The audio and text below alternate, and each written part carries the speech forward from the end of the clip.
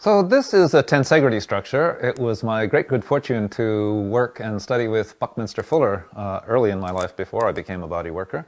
And he was the fellow who developed the geometry. Kenneth Snelson, the artist, first started making these kinds of structures. What I'd like you to notice about these is that the dowels, the bones of this structure, if you will, are floating in space, and they are held in space by the balance of the elastics, the muscles and the fascia, the myofascia, if we were doing an analogy to the body.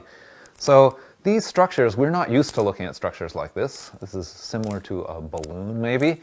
But otherwise, we're used to structures that are continuous compression, like houses. So we structured our body as if it were a continuous compression structure too. We think the head sits on the neck and the head and the neck sit on the torso, and that it's like a stack of bricks all the way down to the ground.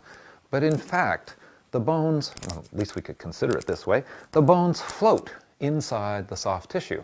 And when you start seeing the body this way, you see a lot of things. You see how the problem in the hip can really be founded in the arch, that the problem in this side of the neck is down at the bottom of the rib cage on the other side, because you start seeing how the interrelationships of things start working in the body.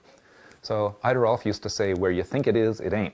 And this tensegrity gives you a model where you can see, oh, if this pulls over here because the whole structure gives into it, the pain might be over here somewhere.